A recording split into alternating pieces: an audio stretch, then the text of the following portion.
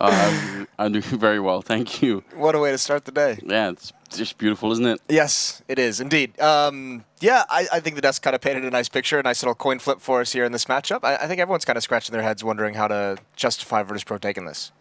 I don't really know how to do it either. I do have to win. I don't want to say this, but I have to. They did lose to that weird British team yesterday in like MDL or something, right? So I wrote my predictions down, and then I woke up to that news, and I was like, oh, shit, it's all gone wrong, hasn't it? Listen, I do think online Counter-Strike is awful in every way, so I don't take it very seriously. But, you know, that can't be very motivating. You lose on your first day, then you go home to the hotel practice room, then you lose online, and then, like, it just to a British team. We cannot overstate that fact. Yeah, we should definitely highlight that. That's really the worst part. No, I mean, that's got to be a little bit frustrating, right? Hopefully it doesn't get to them. They are obviously super experienced, so maybe it's you know, just gonna not affect them. But they are a strange team right now. I've been against them, and I feel like that's maybe one reason why they might win. You went for them yesterday. Yeah, I know. I wasn't thinking clearly. I was jet lagged or something. Yeah, well, I mean, you weren't, but we'll let you have that one. Either way, we are going to get live into this opening map. Virtus.pro taking on Gambit. This is the losers match in the second round of Swiss system. Yeah, the losers playing 0-1 each of these teams. Virtus.pro on the T side here on Mirage. Going to get started into the pistol round. You can see the P250 is going to be on Snack, so I know you love that personally. Having that extra ranged weapon to duel against some of those USPs. We'll see how he puts that to use. Clocks and utility on the other players. Snax doesn't have armor with that P250. And look at Adren creeping up mid. Neo's hiding inside of the doorway. Adren's got to be careful. There's a couple players wrapping around from underneath, and if Mo can't stop them, which could be difficult in his position, then he's going to be in trouble. Adren's going to be pinched from two different angles. Yeah, that's absolutely true. That might be a horrible experience in a couple of seconds, but he might get the timing as well. Neo, is he really going to Molotov it? They know this? That's such an unbelievable way to check that. That's a huge, expensive thing to use in the middle of a pistol round, but they get the kill on the Dren. Hobbit going to get one in return. My God, talk about your 3,000 IQ play right there. Well, I mean, the question is it actually 3,000 IQ? Because look at the utility they used to do that. They used a smoke in Windroom, they used a Molotov at those boxes, gets them one kill, doesn't even get them an advantage. Still a 4-on-4 with a nice shot from Hobbit, and he's actually upgraded to that P250 as well. That's a big piece of the puzzle for Virtus.pro just gone.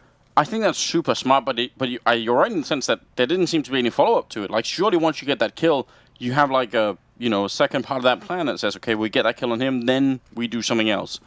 And it seems to be smoking off CT spawn and then maybe looking for an A execute, but I'm not sure I'm completely sold on this either. Mo a little bit backwards. Actually, they're just going to run around the corner. Neo and Bialy picking up some great kills early on, and there's another one coming in. Neo with a great headshot shutting down Mir, and it will be Hobbit now 1 versus 4, so things turning out well for Virtus.pro.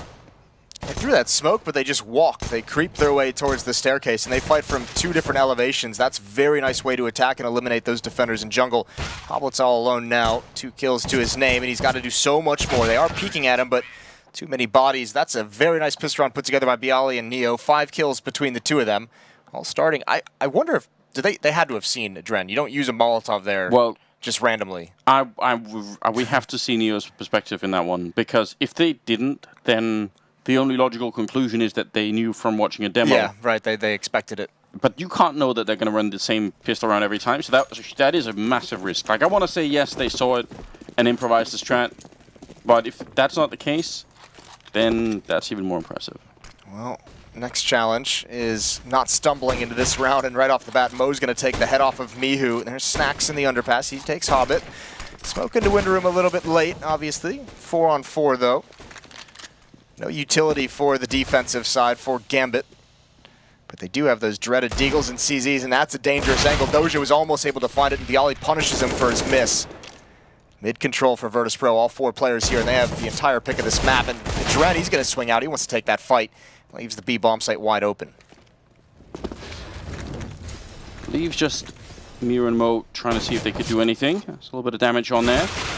Wanted more, but smartly, Snack's not showing himself after being tagged up with the scout the first time around. It's the bomb dropping down. Doesn't really matter all that much, or it shouldn't. 2 of them are kind of low, but they have some utility. Even the Molotov if they needed it to clear out Mir. It's not going to be needed this time around, and Virtus.pro will be up 2-0. And Gambit will have another round of just pistols and no rifles yet. Not bad, though. Nice shot from Mo in that initial scout shot. And actually, that was a little bit worrying. When I was looking at the health, I was like, that CZ can actually do some real nice damage here. Doesn't come to fruition. So, yeah, nice lead, and Virtus.pro should have an easier time, a lot less danger. I took the, fun story, took the elevator down with Pasha this morning. Yeah? Was chatting to him a little bit. Did not seem confident whatsoever. So there is that. So you've got everything riding against you right now. Yeah, I really do. He did not inspire. He did that Cuban interview this morning either, where he was just like, yeah, we are a little bit struggling. I thought it was interesting what he said about Mihu, making a few more mistakes, and I think Virtus.pro at this point in this lineup's history is just going to be happy with a player who makes mistakes as long as they get kills, because it just seems like at times it's like that fragging power, that production quality of the players that they just seem to lack at times, even if they make all the right decisions. You know, you have guys like Neo, Snacks for the most part. I mean, they make good decisions and aren't necessarily putting up the numbers, so you want someone who's going to put up numbers even if they make the mistakes. Yeah, there's something going on. I mean, it's been obvious from the outside for a while, hasn't it? So we're all obviously hoping that they sort of click everything into place, that it works eventually, because it seems like it should. Seems like they've got a pretty good plan for mid-control. That's a nice nade and spam through, and Mihu's going to get benefited. A little bit of luck goes his way, and he's fine with that. Pasha's still on the Mac 10. No reason to upgrade in his mind, as get some bonus money before he starts bringing out the op. And look at Virtus.pro, they're happy with that man advantage. They just slow it right down. I mean, two of the players on Gambit don't have any head armor, so the Mac 10 could do a little bit there. Not impossible that can happen. Dangerous position, I would say, for Mo to be in. Just turning his back to the apartments right now. Could be taken down if Bialy peeks out a little bit further. I'm actually amazed at that position from Mo. I feel like he could have been dead at any point in the last 30, 40 seconds. Bialy just needs to peek, and surely he's going to do it now with that attention, and there it is. Yeah, if that came earlier as well, it would have been easy. But now, Connector yields a lot of results. 3 kills from that position. And Virtus.pro's cracked this round wide open. It's going to be 4-0 as Doge is in a 1-on-4. He could find some easy frags on Pasha or Snacks, but he's got to do it quick, and I think he's just kind of thinking, how do I save this weapon? Yeah, how do I get out from without exposing myself too much? So one good kill on Bialy will certainly help him try and make his way out, but they're already here, in fact. Snacks, is he really going to catch him off guard? Dosha's somehow aware of it. That's not bad at all. I would have assumed that he just thought they were all on the A side at that point in time. Mihu going to find the kill at the end, so pretty good double for him. And a great start for Virtus.pro. Gambit looking very cold here in the morning. Exactly what Virtus.pro is needed here, and it's been a pretty fast start as well. We don't need to rehash that conversation we always have about the first game of the day and starting T-side and being able to keep the pace high to keep yourself focused, but Gambit's certainly struggling in these first 4 rounds, and those are pretty convincing wins, even if the numbers in that one doesn't look good with only VP surviving with 2 players. I mean, they had a 4-on-1, so they're going to be fine with that. They're building up some money. Pasha's at 10,000 thanks to that Mac 10 saving. Be interesting to see what Gambit decides to change up into that next gun round. Upgraded pistols are out again. This time, no one really being the aggressor. Adren getting a nice tag on a Snacks and then giving up the fight. It's Hobbit who's next up. CZ in the ladder room. Pasha probably waiting for a flashbang. Yeah, and a bit of a stop being called. I'm not sure what the reason was. Somebody disconnected. So, or at least Neo's, I think Neo's PC was lagging a little bit. Yeah. So, they will, nobody took any damage. So good timely call. I think Bialy was the one who could call it quickly. Pretty important that you do that, because obviously once people take damage, that means the game is officially live. I actually think someone did take damage. Did it take I think it was Adren tagged someone, but I think it's one of those things where, I mean, I don't think any professional player is going to care so much about one people tag to you know, get an extra round. So fair play. We're going to get some things figured out, and we love to see this early on. People standing up. Standing up, headsets off.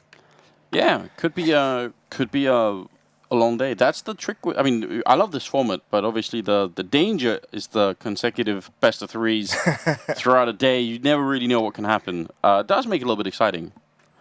Matt and Henry are in the late games, so let's hope it goes really long. Let's not do that. Poor guys. Henry's over trying to get his passport figured out. He doesn't need any more misery in his life. That is true, and I mean, there's nothing worse than having to go sit in an embassy or a consulate trying to get like a visa or a passport. trying to explain. Listen, I'm a little bit proud of our boy Hank, because he's just taking it right on the chin. He's not. He has taken it in stride. I saw him the night that he got in. After all that happened, I expected him to be a little bit stressed, a little bit, freaking out, and seemed like he was rolling with it. He gave me the whole, these things happen, Moses. I'd be crying. I need somebody to like comfort me after that. I just wouldn't be able to handle it. So it's good on him. Good on him. Hopefully the embassy will be nice to him. He's got that benefit of celebrity. They've been DMing him, so I think he's good. Now I will say this, Moses, but I found my worst embassy experience ever. Okay. Been the American embassy in Copenhagen. Really? Yeah. Whenever I go to like the Russian one and the Chinese one that I've been to like a fair bit. Yeah. They just don't really seem to care at all. They just just give you the documents. Good to go. Takes like 1 day, 2 days. That's it. Yeah, we're a little bit more intense about that. Yeah, I do remember when everyone for E-League was having to get their long-term visas. It was just like the amount of complaining and bitching I saw out of all you guys in like little chat rooms was unreal. That's when I think when I had that Duncan took the cake with that one for sure. Listen, when I got there was like a line of people outside at 8 a.m. Okay. Like 20 people waiting in line. Maybe half of them had backpacks that had like a laptop or something in them. Yeah. And when they get there, you have to check in all your stuff. So you have to like empty all your pockets. Then you go in with whatever papers you have in your hand, and that's it. So cell phone, wallet, power bank, all that stuff stays outside. Anyone who has a backpack, they just tell them, "We can't store your backpack." So people are like, "What does that mean? Like, what do I do with them?" So we don't know. Just come back without it another day. Like that's what happened. So, yeah, I remember Duncan went through that as well. That's so unbelievably unreasonable, because people obviously have like they try and do it before they get to work or something, right? So people show up and like they think, I could just get nope. You can't. Get wrecked. I think my worst was the Russian embassy for Epicenter last year when I had to get the visa for that one. Especially for me, because I have to. The closest one to me is in New York, and I live about like a 4-hour flight from New York. Oh. So I had to like make a separate trip to go to New York, go to the Russian embassy, stand in line when they open, and there's a line of like probably like an hour and a half that you had to wait, and when it opens up, just a guy kind of opens the door and he just shouts something in Russian, and I have no idea what's happening, and then people start moving, so I'm just following the herd like a little cattle, and. Get up to the door and I tell him what I need, and he's just like, all right, go stand over there, like behind this little fence. And I just stand there, and I still don't know how long it's going to take or what's going on. He's like, I'll come get you later. And I'm just like, great. Well, all right. I think the best thing about the embassy experience is that you're never really 100% sure you have all the documents you need. Yeah. So like it could be that like it's like, oh, do you have that? Do you have a picture of yourself when you were 10 years old? Like, do you have that with you? Like. Man, I'm so paranoid about that kind of stuff. I bring like things I don't even need. I've got everything. It is funny though, like when you apply for the Russian visa. I don't know if you had to do this. I know we did as Americans. I'm assuming you guys do.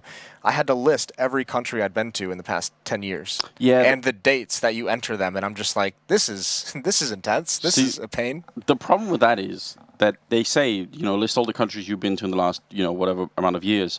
And then they give you like 3 lines to do it. It's not even possible to do it. Like you just can't even. I mean, for those that was traveling a lot, it's actually not going to be possible to do it. Yeah. So just like, well. I'm like, what if I've been to Germany like 10 times? Do I have to list all my dates of entry? I had to do that for, I think it was the Chinese visa. I think I had to list. I feel like a Chinese visa could get pretty intense to get. I could be wrong. Yeah, it's an experience, but it's worked pretty smoothly so far. It is an experience. Yeah, they do it quick though. It's all right. Visa problems are fun, aren't they? I remember my Brazilian visa as well. I had to like drop it off when I was in Chicago because I was that was the closest Brazilian consulate, and then I had to fly to Atlanta the same day I dropped it off for E-League. And then I had to have my mom drive 3.5 hours to Chicago to pick up my visa and my passport and overnight it to me so that I could get it and leave, and it came in like the day before I had to take my flight. It's just like you're just stressed out for like 5 days. Yeah, a good time. We don't really have an update, but it looks like everyone's sitting down. Everyone's got the headphones on, so I hope you enjoyed that rare glimpse into the stresses of our lives. Yeah, I mean, apart from that, we do live sort of very, safe and protected lives. So I feel like we're complaining over nothing. I don't know. When is the last time we were in like a situation that was like even remotely scary or worrisome? I can't think of anything. I can think of a couple. All right. I'll fill you in. Any that you can mention on the stream, Moses? Just No, there's just a couple places, you know, late night cabs coming home from a friendly apple juice establishment. All right, good. 4-0, and it's still the same purchase we see. Deagle on a Dren, there's the CZs, and there's Snacks ripping the faces off of everybody. They even know that Mir was the one boosting and an untimely or not so timely reload. Snacks has one to his left, but he's going to ignore it. Doja's completely blind, and Snacks going for them all, and Neo's got him covered from behind, and Snacks even shooting at his teammate. Yeah, he was so hungry to get that 4th kill with the... He's laughing a little bit with the MAC-10, obviously. Is that almost 14,000 on Pasha at the beginning of this round? That's just a lot of money to be having this early on in the game. Double ult, though, on the Gambit side. Might as well. Busted out. They got that full losing bonus, and I mean, you can see with that full losing bonus, a lot of teams would have chosen in Gambit's position to invest in armor with some of those pistols or some utility, and they just go kind of full out, just the upgraded to Deagles and CZs with none of that armor, so they can have this double up setup. Hobbit with one, Mo with the other. Hobbit has his on catwalk. Mo's going to have his in Windroom. Both of them blocked off by smokes. You can see the struggle sometimes in this kind of a setup, especially if you put them both towards mid. So much utility gets used by the T side in these mid control efforts. Sometimes it can be difficult to have production. Wondering what that, if that's just Snacks waiting inside of the smoke for any kind of noise, or if there was a particular plan in mind in case Doja had actually jumped up. As it happened, he stayed pretty safe.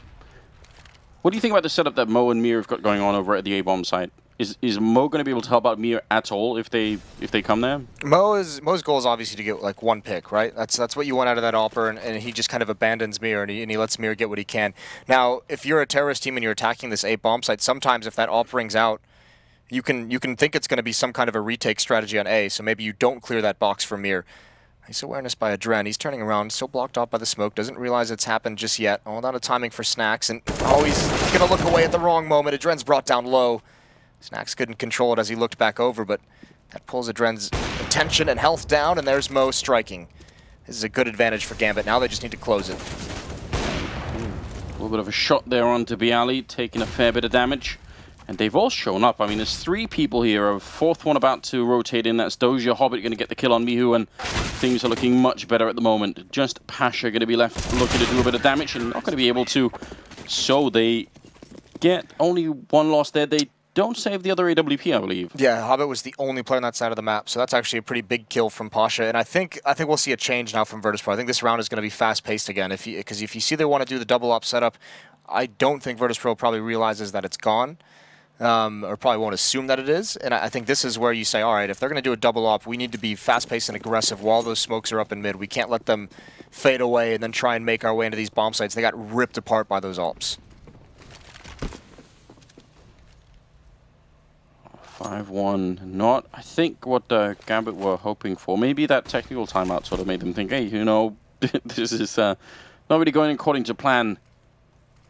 Looks like they might try the double presence in apartments right now with Pasha and Neo. He's kind of a little bit of a giveaway about what might happen. Are they really gonna? They're just gonna sneak their way in. And that's just Pasha holding the angle. Yeah, they just took the dry Neo peek out towards it. Yeah, and they just took the dry peek, and Mo walks right into it. I don't know if he went for the duel, but obviously goes to get that angle. You can sometimes catch players kind of losing a little bit of focus and walking backwards into that, playing from top connector. But now in a 5-on-3, as Snacks gets one lurking in mid, a huge round for Virtus.pro. Yeah, this is turning into something else. Mir hoping to hold the angle if he can with the M4, but can't really stay too close, can he? Eventually he's going to have to fall back. Snacks is still lingering over at the B bomb site, so even if they decide to call a save, they might still be in trouble. This is a pretty ballsy hit towards the A bomb site. Yeah, Snacks is just there to take the guns away, right? Trusting his teammates in a 4-on-3.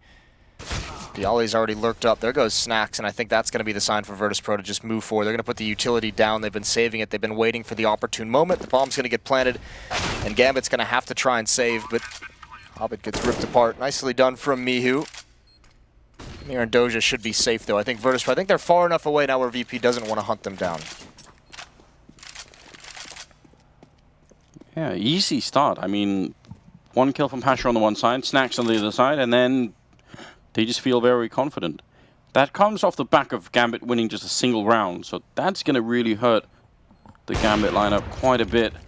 They did survive with 4 players, though, right? So yeah, they did. They're going to buy in this next round, especially because they're going to keep this AWP. There's no one hunting these down, and for good reason. They're already in position. At this point, if you're VP and you chase this too much, you just lose the weapons. So Doja's going to be able to drop an M4 over. Mir won't. Dren will be able to buy, so they should have about 4 rifles.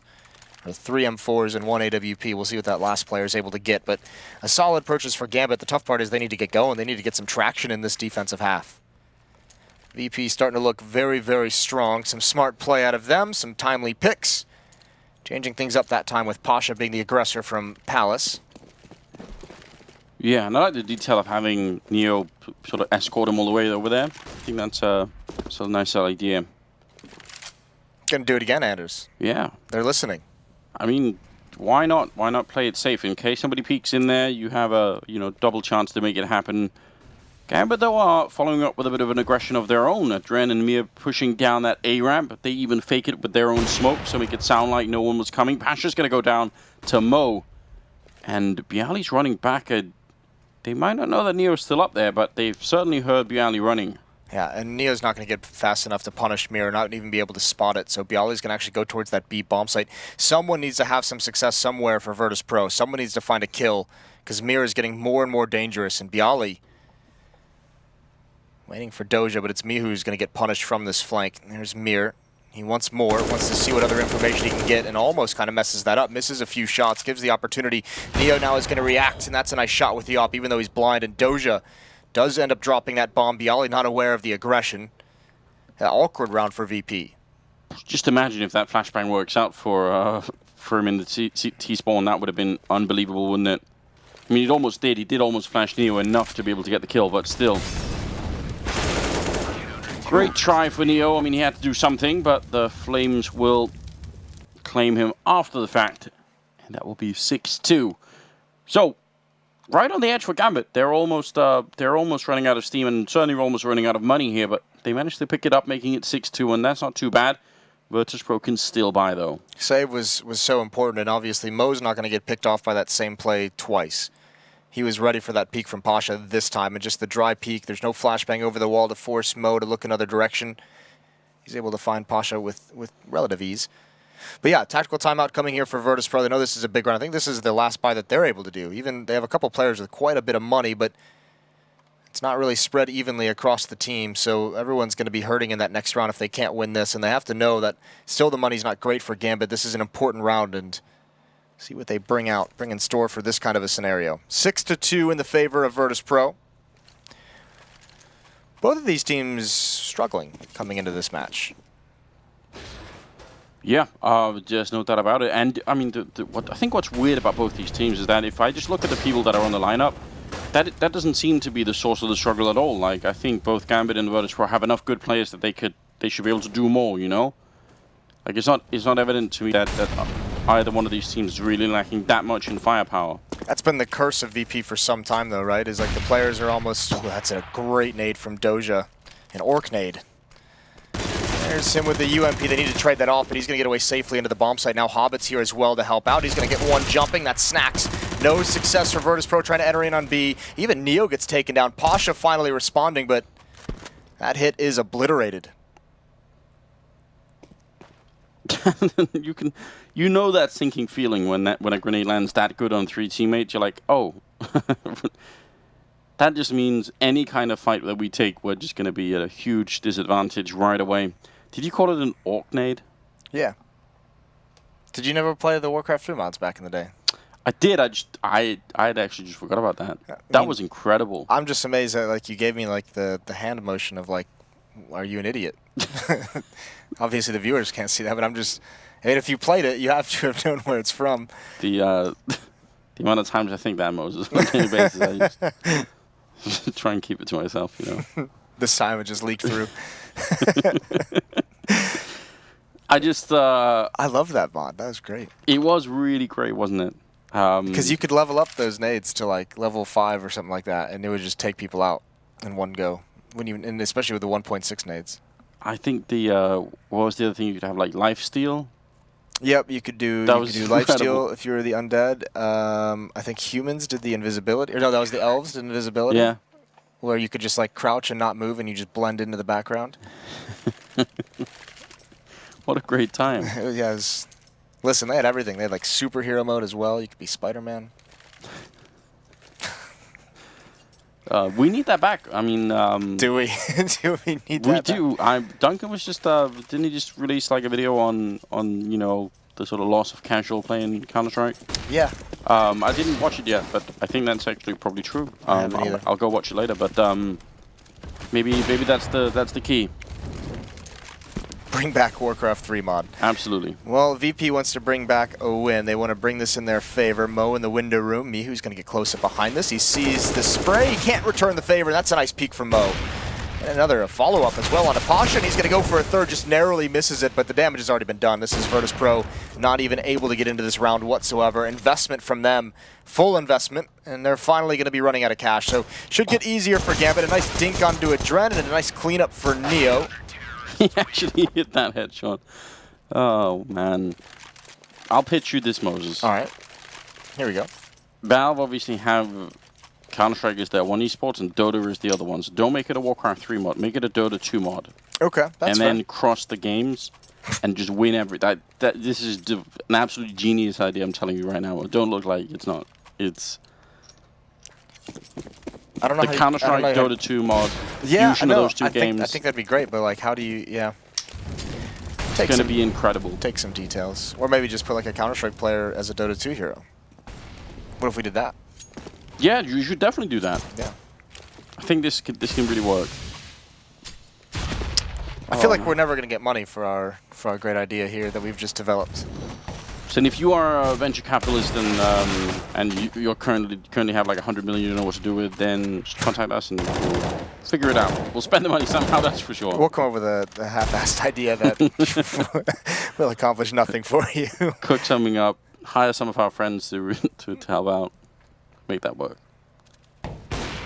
Deagle dueling against the Op doesn't always go well for the Deagle. Snacks down to 24 HP, and we're going to get a replay. I was just right through the smoke. Yeah, that was great. Didn't even see anything. It's kind of Virtus.pro to sort of stop and pause to allow us to do the replays. I think that's... Yeah. Call goes out across the room. Everyone, no one move. Can we just hold on for a minute? It's like, did you ever play Nerf when you were younger? Did you have Nerf guns? Everyone pause, I like to collect ammo. That, no, we had, you know, like we did the airsoft guns. Okay, psychopaths. We didn't have any protection either. A friend of mine got shot right in the eye. How'd that go for him? Good? Yeah, he was fine. It wasn't even during a match. It was after someone was reenacting like part of a movie, and he put the Which movie was airsoft gun, I can't remember, but he put it like right to his head, and then it just fired right in his eye. Jesus Christ. It was not a good time. It's not a good day. Well, but we have Nerf guns now, I've noticed, and I really want to get Walter one, except I know he'll be shooting at us like all the time. Yeah, you need to be careful with that. Yeah, that's what I'm thinking. I'm thinking like... Well, I mean, in that case, definitely don't get on the airsoft gun. 6-5 for Virtus.pro. Double up setup still going strong. Took a while for Gambit to get it working, but now that it is it's looking good. VP haven't been able to find the answer. They don't have Pasha with an op as well.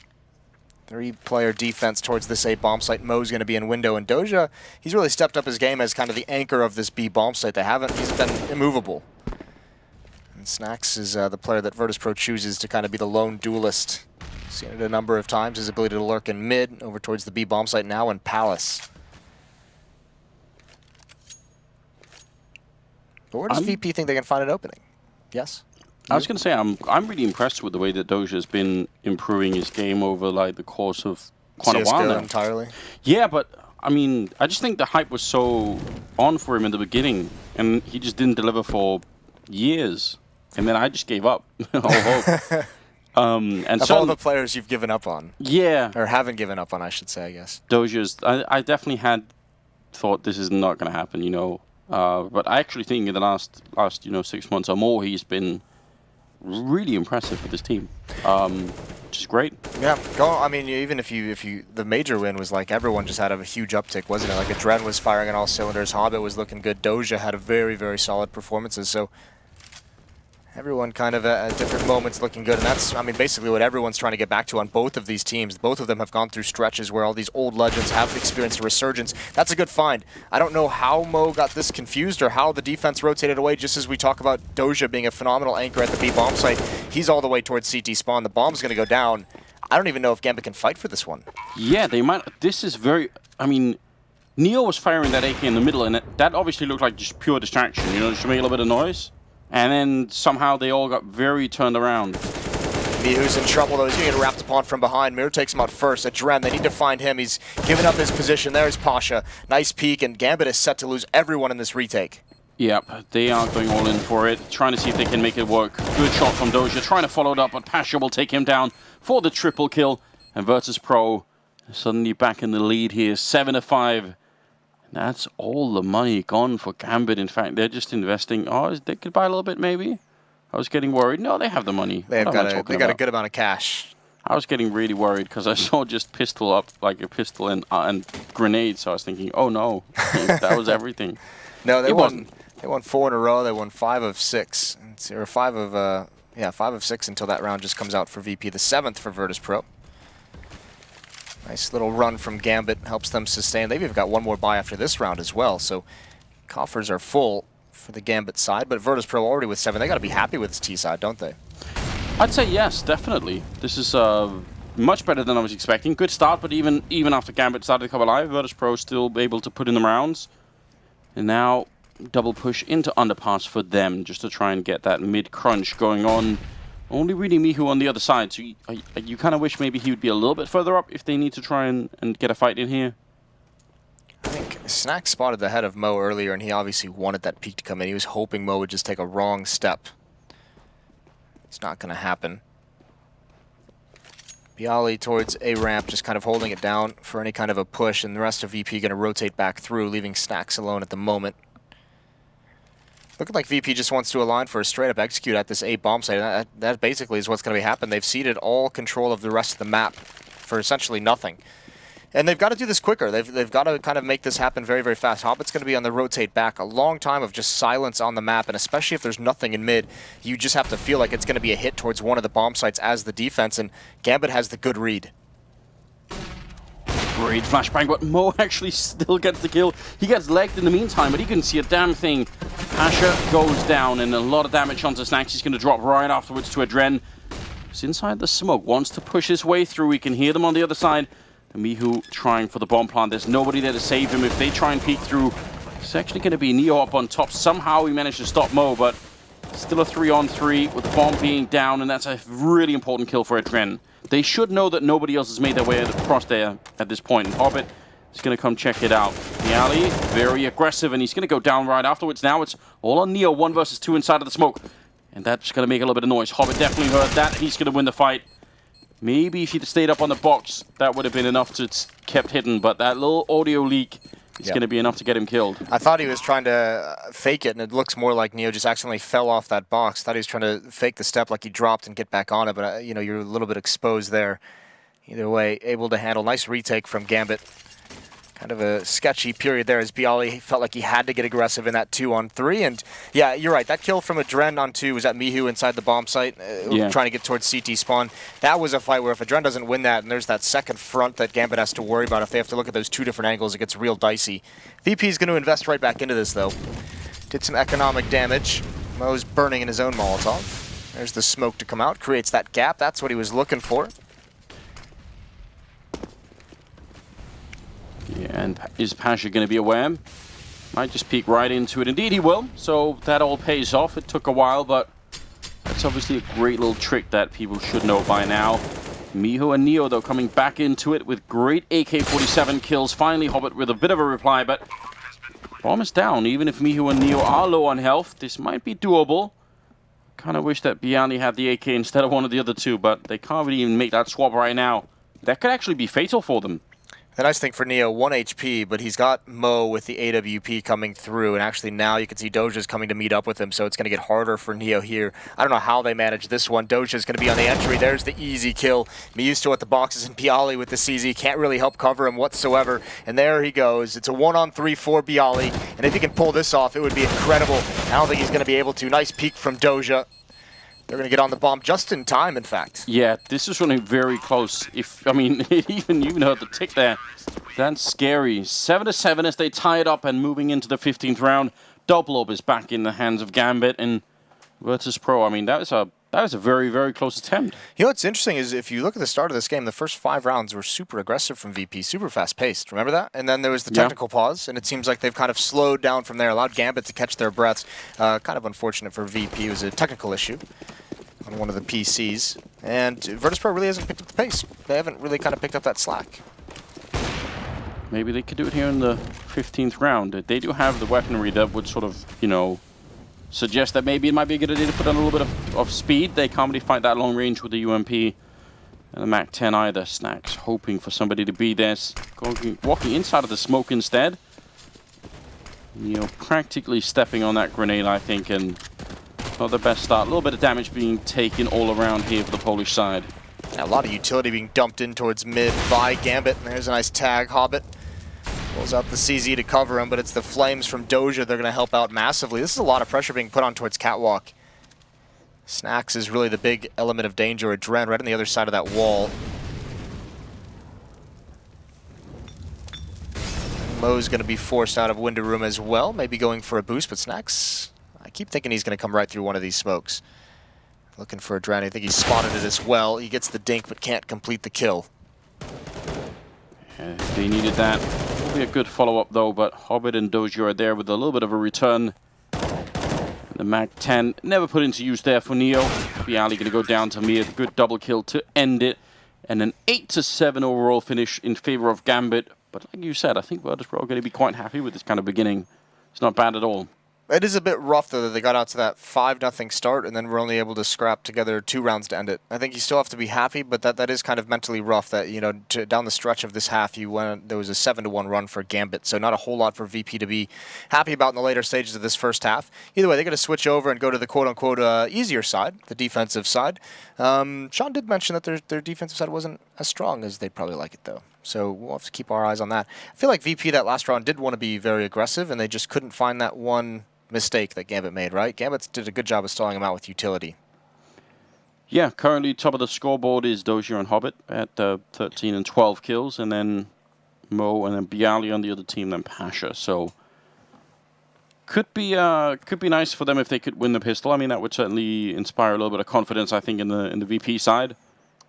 Interested to see what Gambit can pull out. I just think they've been such a fun team to watch for a long time on the T side, so I just hope we could see them great. I especially love watching Adren play on T sides.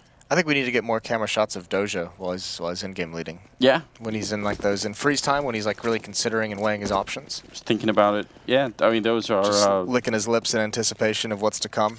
Those are the most memeable camera shots that we have, I think. Look at Bialy just wants to get straight aggressive. Doja, oh my god, he almost messes it up. Doja wasn't expecting it whatsoever. And Bialy still almost missed it, but oh my god, Neo.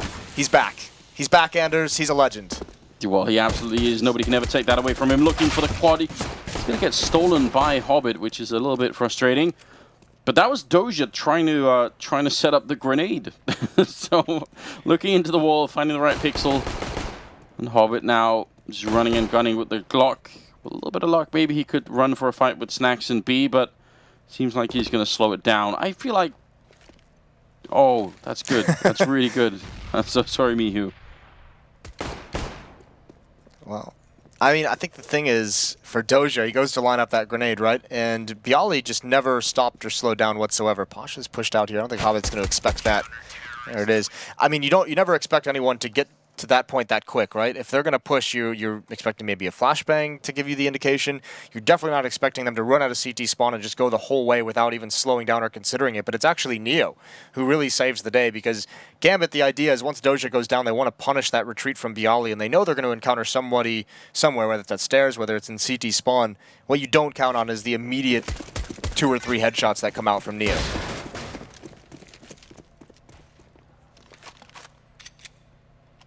Well, that's going to make things just a little bit easier. Virtus.pro. Nova shotgun picked up on Snacks. I love this. I think this is, you know, that's what we need right now. Early in the morning. I'm not gonna lie to you, I don't enjoy it in this round, and this is why. Look at the damage that's done. The pace is picked up for Gambit. Bialy's left to kind of recover this round, and he knows where Adren's coming from. I think he spotted the wrist or the gun barrel. Nade gonna come out, Adren sees it, but Bialy's still doing a good job, but under a lot of pressure. He's got a teammate here now, and they have to be very cautious. The shotgun is going to do nothing when it rotates over, and this is the trouble with it. Now that you're in a 2-on-3, how do you make the shotgun work? Yeah, for the retake, it's not going to be all that great. A lot of damage dished out. In fact, Mio picking up the M4. Can he actually continue? Almost taking the face off of Mio, and that's going to be the kill finally. Not that many bullets left here. Going to get it in the last one. He actually had to reload. Adren is now gone, and now Hobbit. Can he do anything to stop the defuse? They do have a kit on Mihu and a lot of grenades to try and stop it with. Long range here. Oh my god, I hope you're not right about the shotgun, Moses. It is a little bit long range, and Snacks, he's not really connecting with the damage. Defuse has actually been cancelled for the moment. Out of bullets, and now I think they're going to be able to defuse just based on the time. Hobbit doing his very best. Shotgun worked. It worked perfectly, Moses. It did not work perfectly. Don't you dare say that. I wanted them to lose. I wanted them to lose in that scenario. Just to teach them the lesson. Jesus. Listen, it was like a protective wall. Like, Hobbit, he wanted to. Like, Snacks is so lucky he ran out of bullets in every single weapon possible. Maybe, I'll need you. It kind of worked. Like, I'll meet you halfway there. 9-8 for the favor of Virtus.pro. They get away with one, but the damage is done. Those are a lot of kills that come out. That's a lot of reinvestment for VP. Everyone going back to the M4s. And Neo's playing a risky game out in the open. He's going to, with the help of Pasha, spray down 2. So they stay alive. Damage is done to Snacks as well as he feels some pressure. And no one's coming to support this little shotgun. And Gambit's going to love that. They want to go right at it. Snacks is just hoping it's a free kill on someone jumping out of the window, but he's got to worry about that one as well. Flashbang right in Snack's eyes. Shotgun or not, he couldn't see anything. Mihu, not going to rush in to try and stop the bomb plant. Rather try and play it a little bit safe, but he's right in position to get at least the 1 kill. Could have been a double if Mihu had rotated the other way, but this is great movement from Mihu. Just look at how he's got to stay safe and tries to make sure he can't get fought at many different angles at once. Pretty smart play overall. It will be the round for Virtus.pro, 10-8. It's getting exciting now. So the shotgun almost lost in the second round. It made sure that Snacks could never have a good fight in that second round. So they lost extra players because he couldn't get involved. And he got 0 kills on a B hit that allowed them to get a plant. That's your version of the story, Moses. In my version, the shotgun kept Hobbit away while the defuse was going on. All right. So that they won that round. So that's it. That's all you got. Yeah. No, that's. Think that could have been done with the SMG. Was there anything false in what I just said? Just the absolute truth.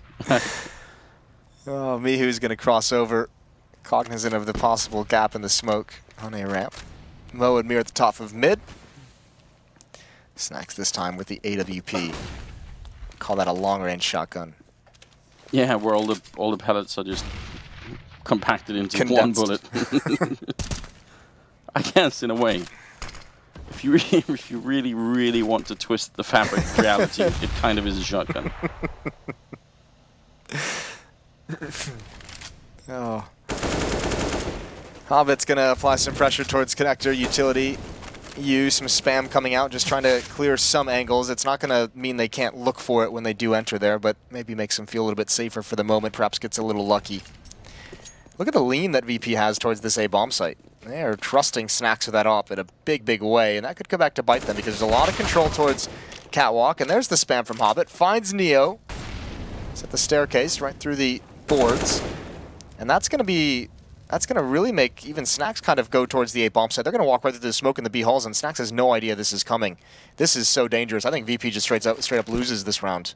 Yeah, they've already made their way past the Snacks. Goes to try and take the angle up towards the hallway. When he re-peeks it, Mo is in position. That's It's kind of an absurd way to lose a round, isn't it? Doesn't make you feel really good about the rest of this half for VP. They get just, I mean, obviously the spam coming through on Neo is a little bit lucky and unfortunate for VP, but the rest of the defensive decision making, there's no eyes on middle, there's no eyes on catwalk as well. I mean, Mir got up catwalk for free. He just walked. Yeah. Yeah, you at least want the information along the way, some sort of call to be able to make to Snacks to say what's going on, right? If you have 4 people in the A bomb site, then it's probably want to know if anyone's actually coming or not. Well, it's like, well, I mean, obviously, it's like the reason why he kind of. Ooh, I think Pasha's going to try and get that off, and he might be able to. Although I think maybe did Doja hide it somewhere is the question. Hobbit going hunting, and he's going to get taken out at the end, and Pasha can't find that AWP.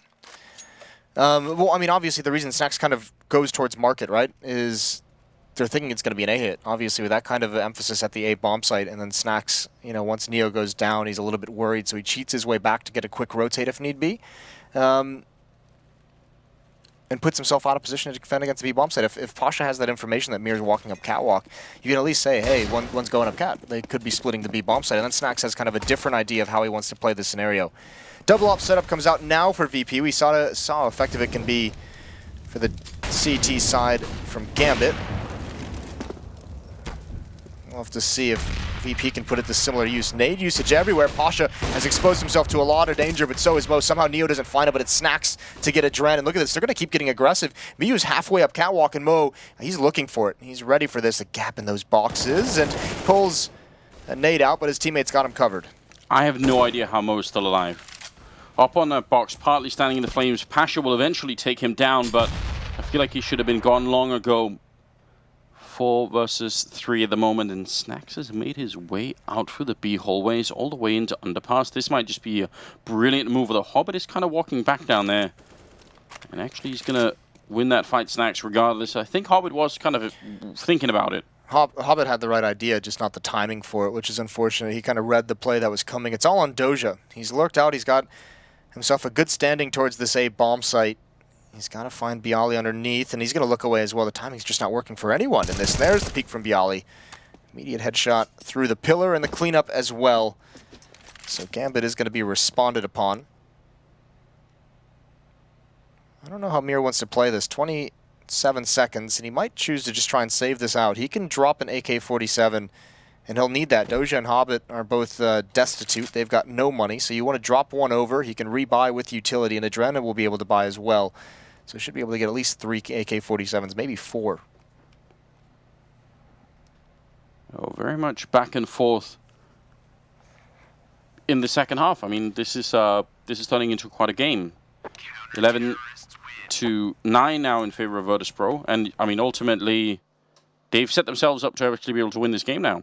I'm kind of impressed. Solid team performance as well. Neo, Pasha, Bialy, all 14 kills. Snacks at 12 and Mihu at 11. There's no one really kind of slacking, and no one maybe doing the lion's share of the work as well. I think this is a big round for VP. If they can win this one, I think they get. I mean, not only do they just continue to extend that lead, right? But I think that's going to start putting Gambit in that weird position where they need plants to kind of have strong buys, but you kind of need to keep investing into rounds. Bialy's pushed up, he's going to find one. He's not able to find the second. Massive damage on towards Hobbit, but Adren comes out late for swinging wide. Neo, he almost gets caught looking the wrong direction. Yeah, that was a little bit scary. Good grenade, though, and follow-up shot from Pasha will take care of Doja. The bomb being recovered, but still, it's a 3-on-4. And with 2 of them on CSET 75s, that's not particularly encouraging. The Gambit are, I mean, if they can't get control of the economy at some point in this half, then they're just not going to be able to win it. Yeah, they'll be in trouble. Neo's not playing retake. He's playing inside of the A bomb site, and he's actually pretty exposed towards middle and connector as well. Here's those footsteps from Mo and Adren. It's going to cause a rotation for Pasha.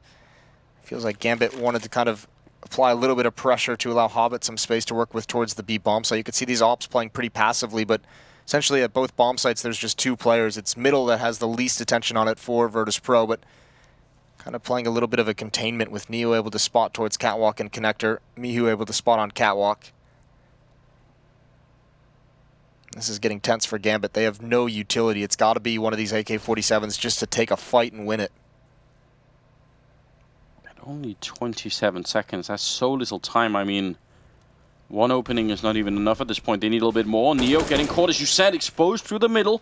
He does go down. 18 seconds. Another headshot coming in from Adren. What a brilliant opening. And now Snack's being drawn away. He was at the B-bomb side with the AWP, but he had to walk away because of those kills in the middle. Gonna go for it anyway. Trying for the one. The bomb is down in the meantime, and Snack's almost getting caught. Swapping out to the pistol instead. Now it's a 2-on-2, and Mo is gonna find him. What a horrible turn of events. Virtus.pro, they had everything in that round that they needed. And somehow Adren finds that double kill in the middle. Yeah, that spot from Neo is just so exposed, isn't it? All they had to do is not die. All they had to do is force someone from Gambit to commit to a bomb site, and obviously the deaths. Adren reading the follow-up play as well. Was Mihu on catwalk coming out because he's thinking the primary hit probably going to be coming up connector, wants to take that fight from behind and just gets picked off. That's such a huge turnaround for Gambit, and for VP, that was the round. That was the one. They had all the advantages. They had Hobbit low. They had a 4-on-3. Should have been able to close that. It's not going to happen. 11-10, and this is that Virtus.pro heartbreak that you can just kind of feel starting to build up. We talked about giveaways yesterday at the Hellraisers in an IP game, where there were just a lot of them. Yep. Gifts being given over to the other side, and I mean, it cost Hellraisers the game, at least on Overpass, right? Yes, definitely did.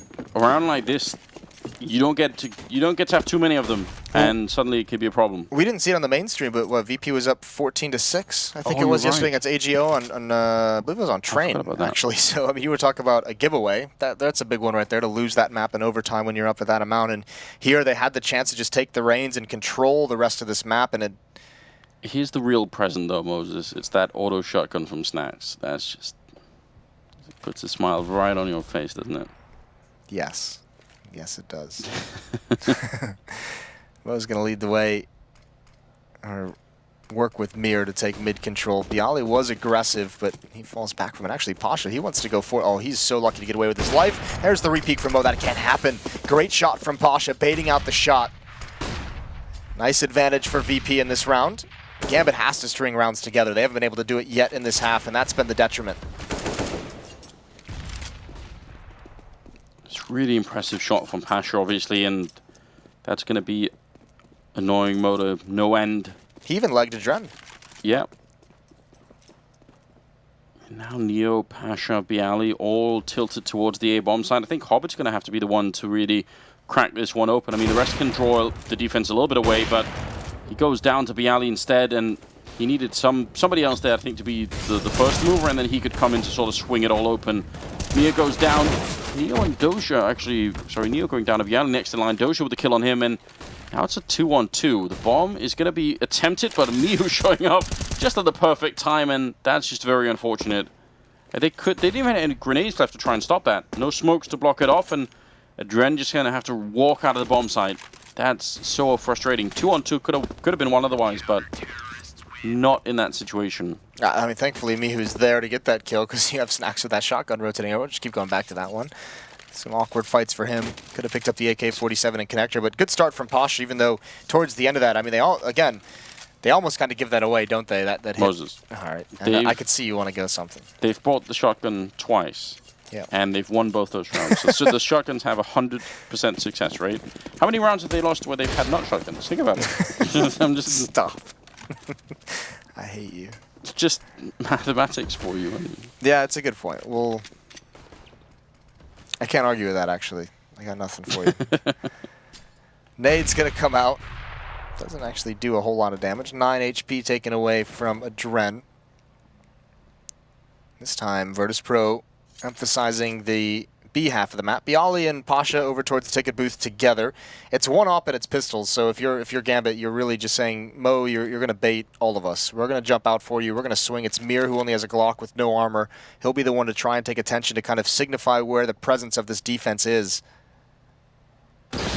And the op doesn't even need to do anything. Neo gets caught by Hobbit. Oh, look at this. Opens up the entire middle of the map as well. No one from Virtus.pro is here to react to this in time to kind of stop this play. Snacks is cheating back, but they have to be so aware. They need to be so careful how they play the rest of this round, because Hobbit can split this defense really easily. Virtus.pro, they won that last round. They can't give it back to Gambit right away. If they start trading rounds, then that could really have a serious impact on the economy. Mihu right underneath the drop. If they jump out the window, they might just catch him. I like this aggression, though. He needs to find that kill, and he does. And actually, I mean, it's good because Virtus.pro's kind of confused how they're supposed to rotate. Snax isn't sure where he's supposed to be looking. Pasha and Bialy have kind of second-guessed their positions, but it looks like they've kind of closed the gaps. That's a nice recovery from Mihu and Snax, though. Now the op gets involved, and now so does the Pistols. It's a 2-on-2 and a chance for Gambit. Yeah, covering this window going to be really big, but that's a great smoke to allow them to get out. It then lands a little bit too far to the right for them to cover everything, so maybe he could jump out the window next to it.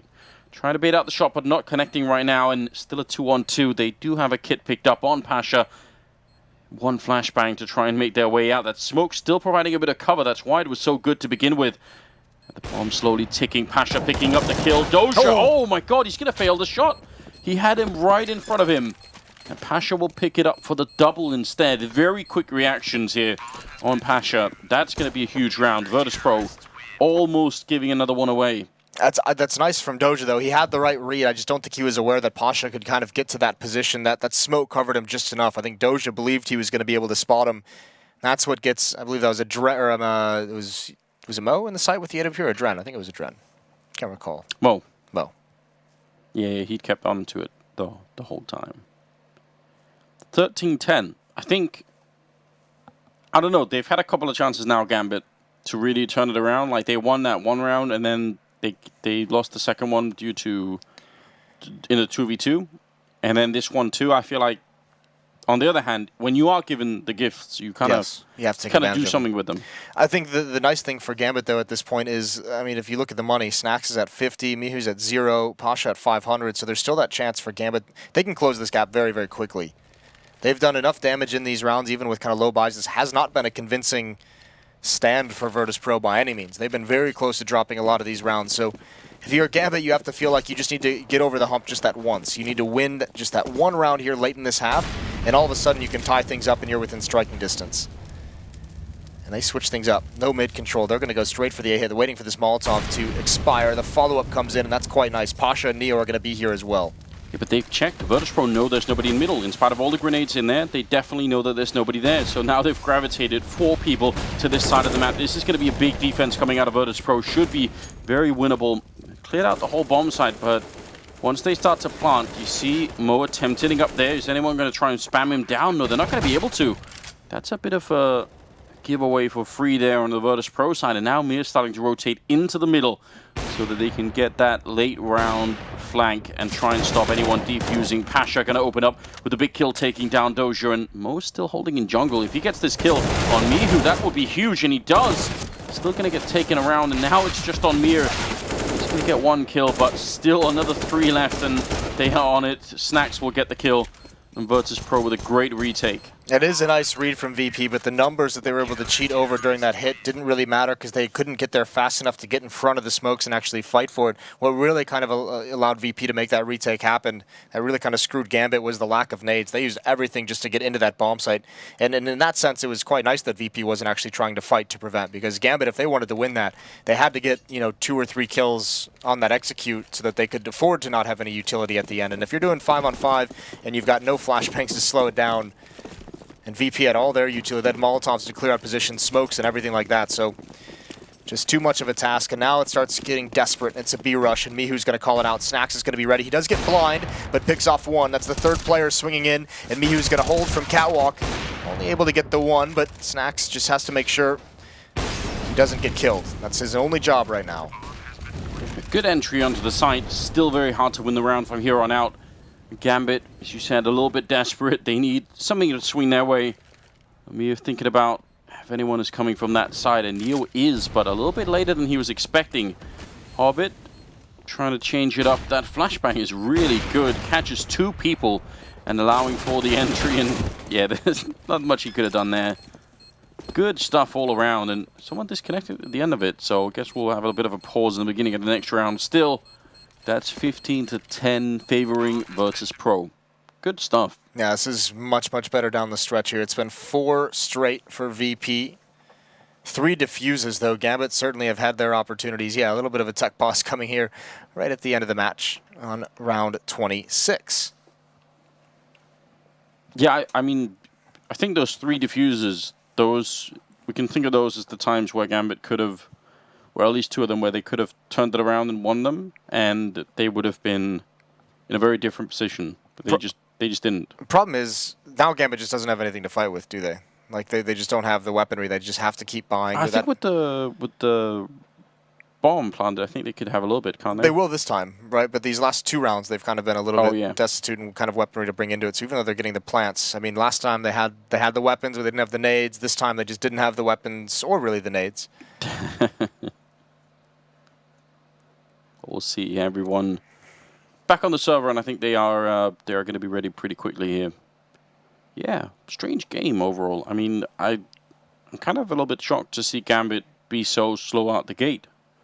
Virtus.pro, as you said, was like 6-1 something at the beginning. Yeah. So they had a really strong start, and it seemed like Gambit just didn't really get into the game until a while later. VP needed it as well. I mean, this has kind of been a grind for them down the stretch, close to losing a couple of rounds here, and close to, I mean, even just losing any one of those rounds Gambit's had them in that kind of reset territory. So it could have been a disaster for VP, but 15-10, they're on the verge of taking map 1 in this losers match. They want to avoid going 0-2, as does every team in the world. Never seen a team say, I'd like to start this event 0-2. We like a challenge now, you know. I guess by your logic, this is where Snacks should just buy a shotgun, since he's got a 100% win rate with it. I don't understand why you argue with the math, you know.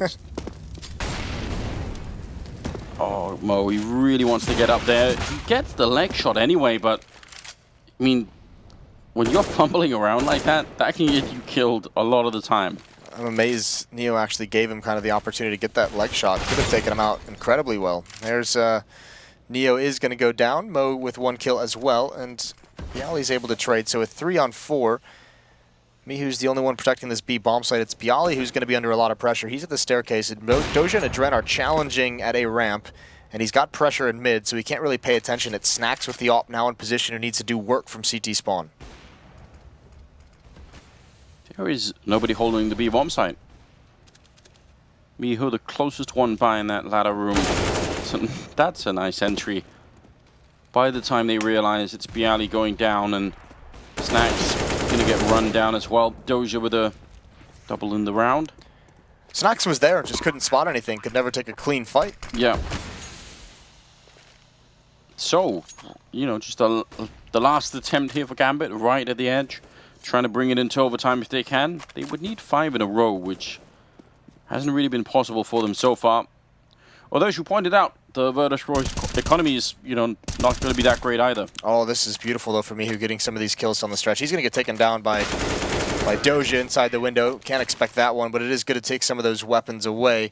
It's not great, obviously. I mean, ooh, actually, it's a little bit dicier than I thought it would be. I think they're just going to choose to save here. I think this is where kind of the experience from VP is going to come in. They're right on the edge. Obviously, Pasha and Mihu can buy. Snacks has a lot of money, but it's Neo and Bialy who are kind of stuck right on the verge. And I think what they're going to say is, you know, they've wanted the double op setup quite frequently in this half. Just save one. I think you'll still only be able to have 1 op, but it's going to be looking much, much better for the rest of the players if you just save this 1 round. Yeah, you just need 1 more round. So the chances that you'll get it from like a real buy round is probably a little bit bigger, although they do go for it right at the end. They had the tactical timeout, but... Bloody hell. Yeah. Ooh, this makes me feel uncomfortable, Anders. Yeah? I don't like this one. It's not even a shotgun is there, so... It's just... Oh, this is... Yeah, this decision does not sit well with me. We'll see. I mean, obviously it can pan out, but I think a lot rides on this for VP in this round. After this, if they happen to lose this, that'll be 12-15, and they'll have no money, and likely just it's kind of like a double save, and then you're fighting for that last round.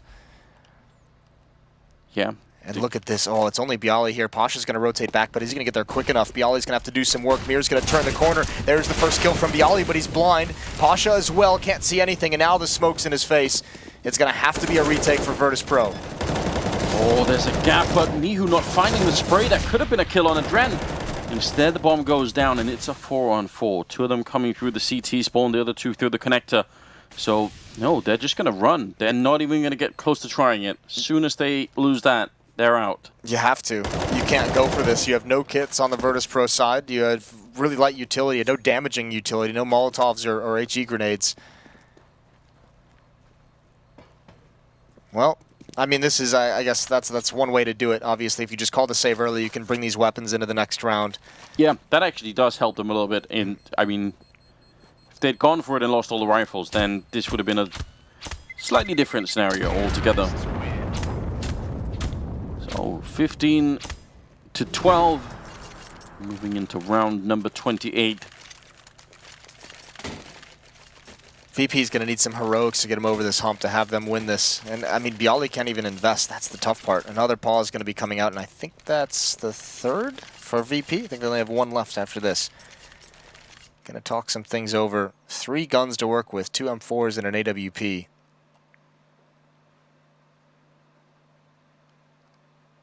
Not a lot of utility. Pasha does buy the kit to allow the possibility of a retake. Would have been so great if Miu had been able to get that kill on Adren as he was planting the bomb. It looked from our angle like he should have been able to see it, but obviously not able to connect well enough. Tense situation down the stretch here. Yeah, it really has turned into a close game towards the end, especially if you think about the economy. If he could have got that kill on the Dren planting the bomb, I mean, that would have bought them a lot more time. And what it might have done is actually bought time for the smokes to fade away. So that when Virtus.pro's all actually rotated over and in position, they can really prevent things from getting any worse. Here we go. Live into the action. 15 to 12, round 28. As Gambit try and make this comeback. Snax is going to get aggressive in towards window. He's peeking towards top mid. He's challenging at this juncture in the game. And once again, VP fully invested. Bialy's bought all the way down, armor and CZ. They want to fight for this completely. Yeah, Doja hoping, expecting somebody to go and check their apartments, which isn't happening right now. But I wonder if he's going to try and get any kind of rotational kills over at that A site if they start to put a little bit of pressure on the other side. Seems like they're bringing a bomb back, so it might be a different take altogether. A bit of mid-control early on. Bialy and Pasha are kind of close by, so is Snax. Could be a big fight in the middle here. Could be a huge fight. I think there's going to have to be. Virtus.pro has a lot of presence here. You have Pasha with an M4, you have Snax with an AWP, but the tough part is Pasha's now isolated by utility usage, and this is a disaster for them. This is all their money invested in this round. It's a 3-on-5. That's a good response from Miu. He's got to do more. Not able to find a Dread. It was so close. Down to 16. Snax is in position, though. He's going to get wrapped upon and actually even tags Mirror. Now there's a chance. Neo coming over with the pistol, not able to get involved, and I think they just want to save the op. I don't even think they're going to fight for it. Yeah, I mean, I kind of almost wish the Snax could have stuck around to try and kill the bomb carrier again, because there was only like 30 seconds left. Snax is going to get the 1 kill there on Hobbit. Gunning for the quad kill clutch here. No, he's going to start to make his way back, isn't he? I mean, that does make the most sense. His one option was to jump out of window and go connector, because that's where Pasha died, and Pasha had the kit. And that's what would have given the time for him to actually try and challenge in this 1-on-2. But Virtus.pro, these investments down the stretch, this is where it starts to haunt them, especially if Snax gets eliminated. But going to find Mo, and Mir's the last one left, and he's too far away to do anything. But VP now, you certainly can't invest in this. It's going to be 15-13, and all you're going to have in this round is Snax with the AWP. From here on out, it's got to be maybe Mihu can drop some guns with, or some upgraded pistols with 4200. Maybe Snax can drop 1 or 2, but you need to preserve everything for round 30. 3 in a row right now for Gambit. Trying to see if they can push this game into overtime. And you're right, a couple of upgraded pistols, a little bit of armor here and there. That's not such a bad idea. But they need more than anything. It's just one last stance, probably in the next round, where they can really put together a tight defense and just close out the game. They've really struggled to get into this position to begin with. Don't want to give it away right at the end. We've all seen what happens when you play into overtime. Oh, what an adjustment. That is not an easy shot to make. Snax is obviously paying attention for Hobbit's peak, and Pasha's pushed up. He's got backup. He's got Bialy with him, and they're going to continue going forward. Pasha now has a gun, but can't get it out in time, and Bialy does add 1 more kill onto it, a 3-on-2. Somehow VP put himself in an advantageous situation, but look at Doja. Yeah, this position can actually change the whole round. Gambit almost slipping up completely. 2 versus 3 now, though. Mir's going to get into the bomb site. He'll get the plant down. Snacks in position with the op, but Doja's going to cut him off entirely. There's the peek from an angle not expected. Neo will come out to get that AWP, and it's Mihu on the flank. He could have now the winning recipe here for VP, but I think Gambit's positions are just too solid. Mir now in Palace. Doja safe into CT spawn. I think they've got this set up very nicely, even with the utility from VP. Well, if they use the smoke early on, and they do, then there's the Molotov on Doja. He can just stop the bomb plant almost immediately. That's going to be a problem. There comes the grenade landing right on top, and I think that's the final word. Mir going to be taking down Neo, and Mihu just has to back off and try and save what he can. No kit on him, so even the kill is not going to make a difference. That will be round number 14 for Gambit, in spite of almost giving it away to the C-set 75s. And that one great flick, you're right, from Snacks. That was impressive. 15-14, and now the 30th round coming up. But double AWP. No shotguns, though. Maybe that's the issue. They haven't had a single one down the stretch, have they, Anders? I'm just saying. I mean, that shot from Snacks is gorgeous. That is very difficult to be like focused in on Hobbit and be able to kind of adjust when Adren not only, it's not even that like he shoulder peeked or he kind of stopped right at the angle, right? That was a wide swing. Very, very well done from Snacks, and almost gave him the round combined with that push, but it was Doja opening everything up, the hero for Gambit, as he makes a very bold play getting in towards CT spawn. 15-14, Gambit playing for overtime. This has been a phenomenal comeback from them. Backs against the wall, and they've won 4 in a row. A 5th here would put us into OT. You love to see it. Who doesn't like to start the day with, you know, a little bit of Counter-Strike overtime? Just gets you up and running, doesn't it? It does. It's like a coffee. Yeah, exactly. Pizza's probably been delivered and everything. One can only hope, Moses. Yeah. Tuna pizza? Ugh. I'd love that. Nia's in connector. Smoke again. Remember, we saw Pasha get real isolated by this kind of utility usage. Oh, he's completely blind. He's burning, and the spam comes through, and Neo gets caught as well. And this is a disaster. It's all collapse for VP down the stretch here. These ops have to pull him back into this game. Pasha unable to find anything, but he's got to stick around because Bialy's going to be all alone. Bialy's been playing really well, though. So let's see what he could do. There's going to be the one kill. Good return for Mo. Mihu running in, but Hobbit's on the other side. And Hobbit slows down. They hurt each other, I think. Yeah, both of them stopping. Had some pretty good timing on both sides. So Mihu's flank has at least been discovered, and the rest are pushing on the other side. I think they're going to be fine with this, and Pasha going down. That's a very big kill coming up from Mo. And Hobbit doesn't even have to do all that much. He's going to get the kill. I was going to say he's going to go down. That should have been the death of him, and that's overtime as Adren takes down Snacks. Virtus.pro unable to complete it, and you got to think that Gambit are going to be a little bit fired up now. I'm not sure. Gambit had, I mean, Virtus.pro had 5 rounds to try and close that out. I didn't agree with the economic decision, but I think that was right on the edge of what's acceptable. They did have 4 guns, and they were able to save 3 into the next round, so fair play. But just a little uncoordinated, players getting caught out a couple times, not able to kind of find any way to have some team battles, and even with some advantages, not able to make it work. So 15-15, this is where we are. 16K, all the money issues for both of these teams down the stretch go away. And again, double op setup for VP. Mo's going to have his.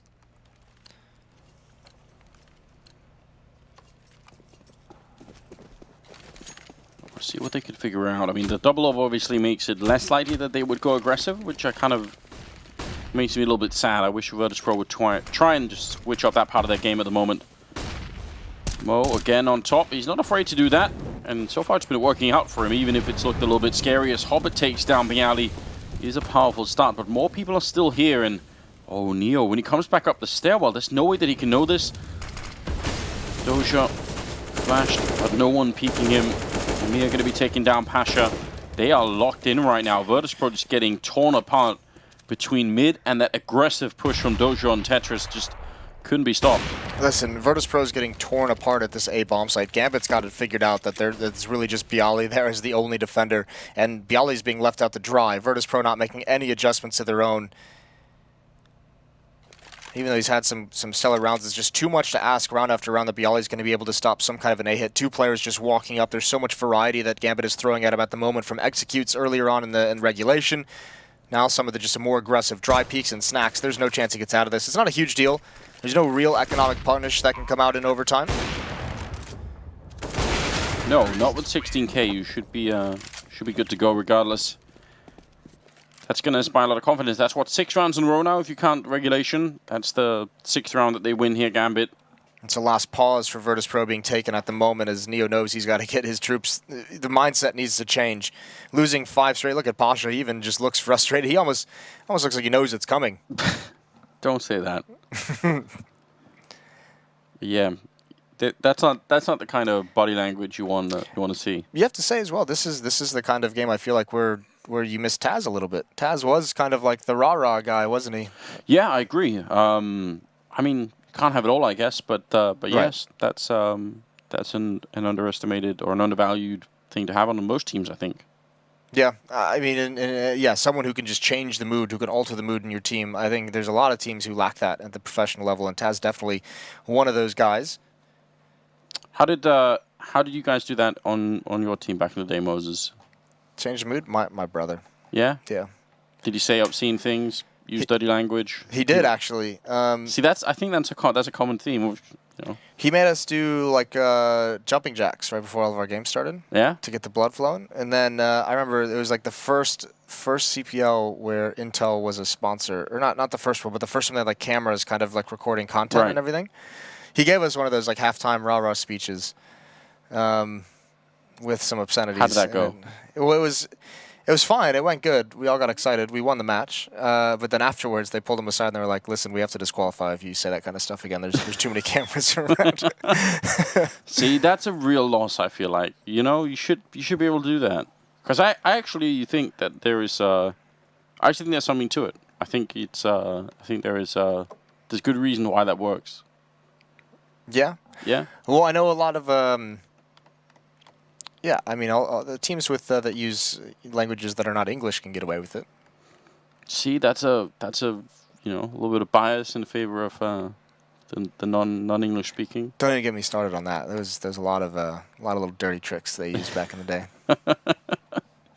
Well, but that could be a whole series right there. I like it. Yeah, we can sell them all down the river. All the Swedes.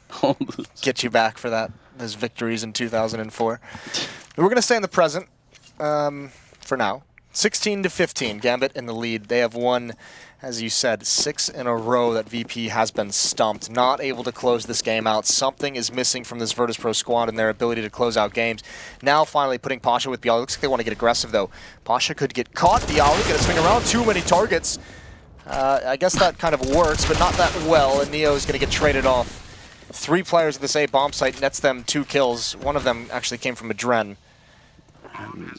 Bialy's crosshair placement meant that he was aiming right between them as the first guy swung out. Just no way to react, it seemed.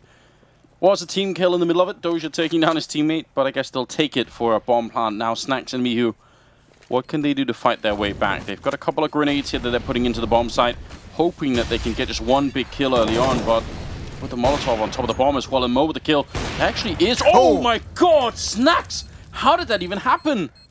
The grenade and the follow-up shot, they were so close to each other. That happened so quick. I'm not even sure Snacks realizes it. Everyone just kind of seems dumbfounded. I need a replay from that. No one, yeah, they're not even reacting. They're just like, wait, what? The round was won?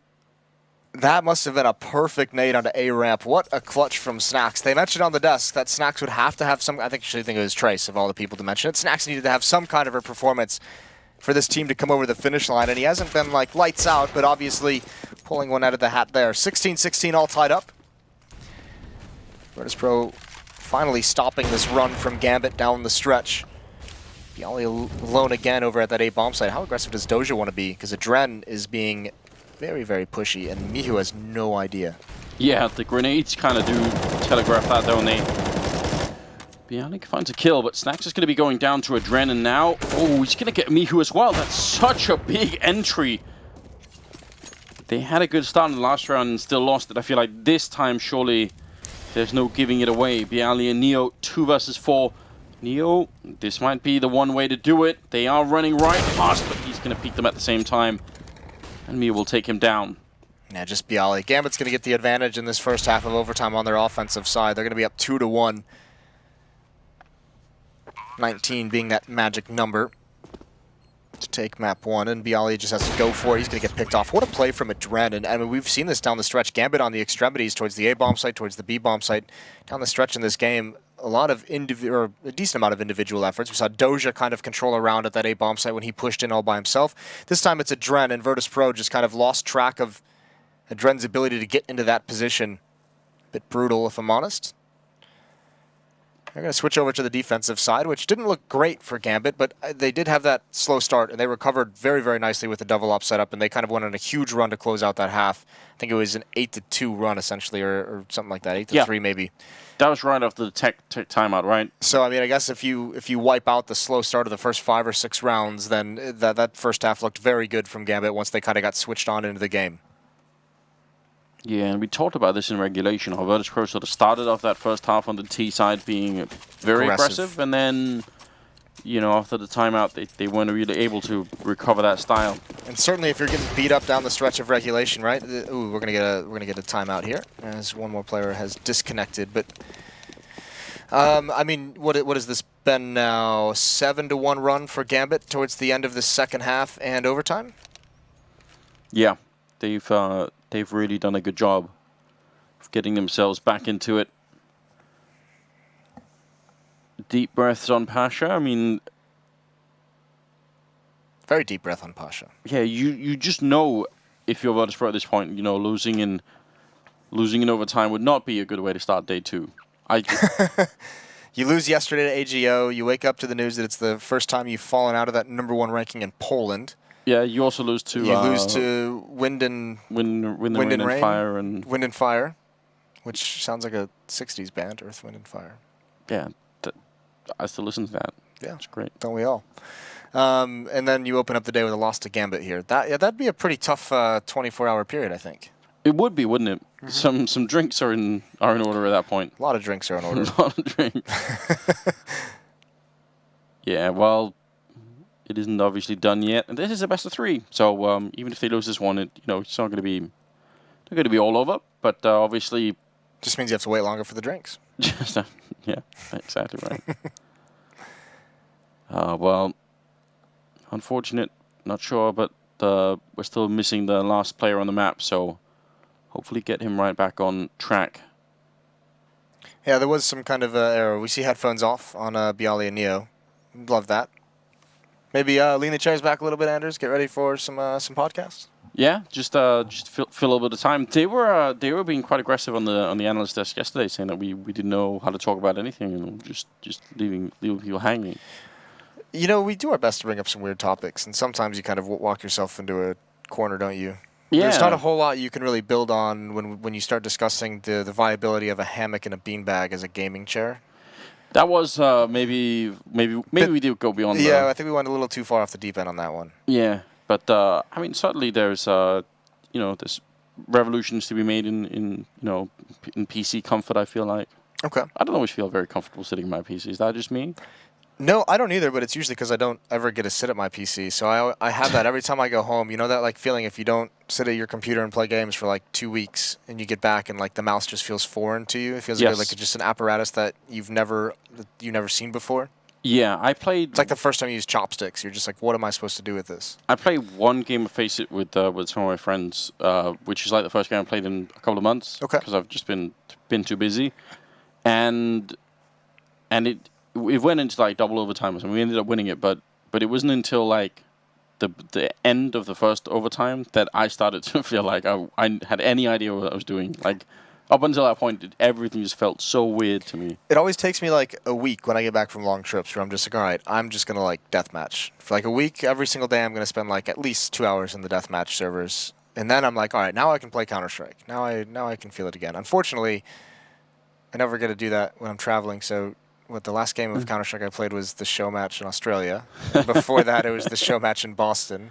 It's really depressing, isn't it? And I think before that, it was the show match in Poland. So I'm just like, I just show up for show matches looking like garbage. Yeah, it's really depressing as well because in some ways, Counter-Strike is actually a game that can be not that fun if you just get to play one game every once in a while because you do lose that form and then you just feel like, well, I mean... the investment that I'm putting in, like, you know. But on the other hand, I do think it is obviously I think it's the most incredible reward you get when you get to like when you start feeling better about it. When you start to feel better, and you're like, yes, it's really working. But there's a little bit of a climb there at the beginning that can be a little bit tricky to overcome. Well, one day, Moses, we'll do it. We'll move to Colorado and we'll make it work. All right. Do like a little LAN. All we'll do is play Counter-Strike and just have a LAN good party? time. Yeah. It's been a while since I've had a good LAN party, I feel. I would love to do that again. Yeah. Just bring all my stuff. I don't think I would. I feel like at this point in my life, I feel like a LAN party is one of those things I look back on with a lot of like happiness and nostalgia. But if I actually sat down with like a group of like 8 guys to do a LAN party for like 2 or 3 days after like 5 Nobody hours, showered ever. I'd be like, you know what, I'm kind of over this. I think I want to go to a bar, go to the movies. But we could do all of those things in the LAN. We could bring the drinks. You could. I've got a surround system. Again, I'm not sure a LAN party is the kind of environment that would promote. That'd be great. Okay. We'll try it. I'll give you a chance. We'll do like a grown-up version of it. We'll do grown-up version. Yeah, we'll do like barbecue in the yard every night. I think like K-Sharp still has, they have some adult LAN parties these days. Out on the East Coast. See, when you say adult LAN parties, it sounds like you're talking about a completely different thing. That's a good point. 17-16, we are back into it. The issues have been resolved for now. We'll see if they come back to haunt us. 19 is what we're looking for in Gambit. Well, I guess you have to call it a very nice advantage getting 2 rounds on that offensive side of that first overtime. Ooh, that could have been a 2-for-1. Pasha saw it coming, definitely aware that might have happened, and Mir is going to be going down. A big start here for Virtus.pro in the second half of overtime. Back after a little bit of a tech issue as we try and see if Virtus.pro can claw their way back. I mean, they had, what, a 15-10 lead at some point? Like, they could have won the game in regulation. And if you drop this after being up 15-10 and you think about AGO yesterday up 14-6, you're just like, how, as Virtus.pro of all teams, lost that swagger to close maps out? Where did it all go wrong? Well, it hasn't gone wrong just yet. Mihu and Snacks sneaking in if they can find a way to make... Oh, well. Oh, my God. That's Hobbit made irrelevant right there. Mo's going to be getting 1 kill in return. Mihu goes down eventually, but a good grenade to follow up there. Almost taking down a Dren. Looking very good here for the Polish side. 2 versus 3. Oh my Crossing God. on over to get that bomb plant through. Bialy's insane. He just ran the gauntlet like back and forth about 3 times. Just thought it'd be fun. Nice shot to take out a Dren, and Doja's the last one left. Bialy's going to swing. I didn't even find that, so... Wow. Yeah. That's so impressive. I was about to say that I'd be quite happy if they just smoked off Hobbit or something. Like that would have been all right with me. But or took his eyes off. Yeah, they really cleared him out. That was sudden as well. Like, you don't even really expect it to be that fast. We could barely see the top of his head on that peak. It's a good job. 17-17. Virtus.pro winning the first round. This is that looked really confident. That looked like a committed attack from their point of view. That's kind of the first time we've seen. I mean, it wasn't like super fast-paced or aggressive, but it was very convincing once they decided to go. And I feel like it's been a while since we've seen this Virtus.pro T side, but that might be the first time in a while that we've seen that kind of nature, that kind of ruthlessness out of VP. Good opening pick for Pasha. That's Mo, who's had a great game with the AWP. Pasha winning that fight, and I think Mo's spamming a little bit, maybe too much on that hate card in the middle. Just getting a little bit aggressive. Good kill from Doja. Oh, almost doesn't make it back around. I think they're waiting for him on the other side. It's a good job that Duran gets the kill on Snacks, because otherwise that would have been a big win for Virtus.pro. Yeah, but it gives up the game. They've got to rush this and look at Hobbit. There's the shotgun for you. Leg shot. He's going to get another one. The follow-up. No one else came out of the window. Hobbit's got a chance now. He's going to go for more, but he's got to scope in eventually, and Mihu takes him down. The bomb is on the floor. Plenty of time, though, in this 2-on-1. And Pasha needs to cover him. Are they going to be aware of this? They have to know this is a possibility, but Mir has found all the fortunate time and going to get around. It's going to be a free kill on Mihu. It's going to all be on Pasha. Up there with the AWP. There's a Molotov there, but Mir not really looking towards the apartments at all. He's thinking that he's got to be somewhere else. He should realize by now that it's got to be somewhere up there. Maybe he heard the scope. I'm not even sure. Just holding it down, Pasha. Can you see him from this angle? He's still waiting for it, and there's the kill right in the last second. Pasha saving the day and making it 18 for Virtus.pro. I was wondering that myself. I thought maybe Pasha was in his position, maybe kind of misread the plant spot, but he got it. That's really nicely done at the last second. Really nervous to take that peek. Mihu with a couple kills there that were just so huge. I thought Virtus.pro was screwed when no one was able to trade Hobbit off after that first kill. Really fortunate that he was feeling the heat. Couple missed shots down the stretch, but still a double up setup again. This time VP going to go heavy towards this A bomb site. Mir is here. He's got one of the M4s. It Dren's out in the open. Surely Mihu trades that, and he does. It's now back towards Ticket Booth, the only player for Gambit that's here to defend. Now Mo has arrived, and surely a smoke, a flashbang, a Molotov, something going to go in their face. Hobbit holding the middle still. And Bialy not connecting with that spam across the bomb site. Snacks is on the other side as well, so they're happy to wait right now, Virtus.pro, just hoping that someone's going to try and be aggressive. When that doesn't happen, they're going to go for the bomb plant. Spray coming on in. Neo almost, there's the kill on him. Took a little while, but Mir will be able to get it done. Bialy, he's been playing well the last couple of rounds, but they need him now. That's a great headshot. The flashbang follow-up. Dosha's going to be going down. Oh my god! Bialy taking the triple just like that. That might have been enough for Virtus.pro to clear out this first map. Hobbit trying to get in. He's going to get the kill on one. And Snacks is in the middle. That smoke is going to be helpful. He has got a kit as well. Hobbit now jumping straight inside, and Snacks the spam through Hobbit. Oh no, but Snacks on 1 health. That's Virtus.pro winning the map in overtime. What a heroic performance from Bialy. So impressive from Bialy, and that's so stunning for Gambit. They've got to just feel that sinking feeling in their stomach. Bialy with those 3 kills is beautiful. Gets out into the open and wrecks everybody, but Virtus.pro had to fight far too hard for that. That should have never gotten in towards overtime. Such a good comeback by Gambit, and they just fall just short. VP with a 1-map lead now. We saw them looking so nervous throughout a lot of those timeouts as well. Yeah. That's got to be a big exhale. Absolutely. Obviously, they've got to keep the focus. They can't get too relieved just yet. But you're absolutely right. What a terrible way to get started if you're Gambit. So they're having to fight the comeback, and then you get into overtime, and yeah. I mean, they probably should have won that round. Oh, Bialy, that's so impressive, and that's kind of the style you want to see from Bialy, is getting in those fights in open spaces and just building upon those 3 kills. Either way, what you also want to see is Trace and the boys in the desk, so we'll send it over there for them.